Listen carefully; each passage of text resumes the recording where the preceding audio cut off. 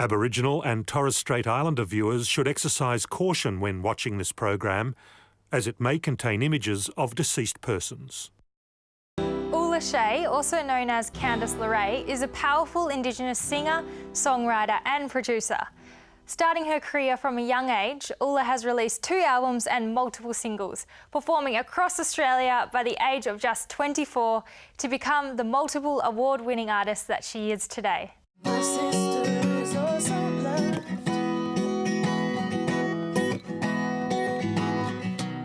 Music has been, I guess, a real big part of my life ever since I was little. When we were travelling down from Darwin in the car, me and my mum and my nana, we drove down. It took about 7 days or so to drive down.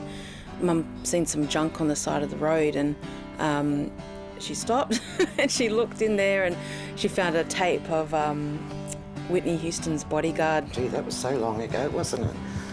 And just kept playing it in the car because we had nothing else. We couldn't get radio. And I just knew I so want to be like Whitney Houston.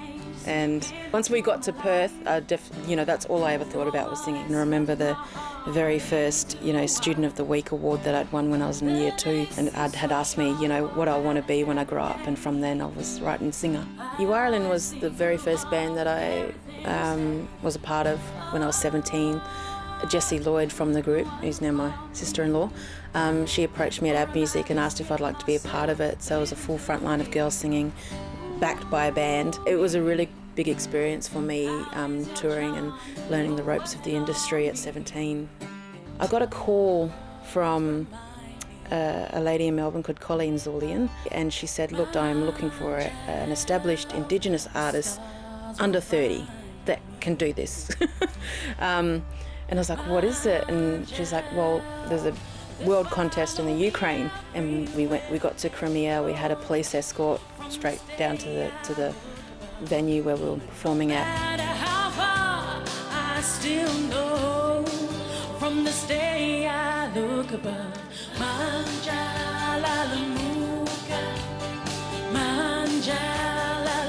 And she had to write her own song about relating to Indigenous Australia. She wrote, from this day I look above, and that's about the stolen generation, a little girl that couldn't find her mother, and it's a beautiful song. The 15-metre stage in a huge concert hall. My mother I cannot find, I have searched high and low, the stars remind me.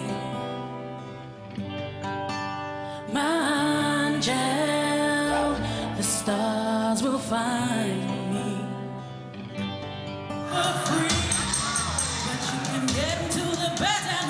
It was when Michelle Wilson from Noongar Radio said, could you get Angela Rule and Elizabeth Gogos together in a group to perform the premiere of the Sapphires?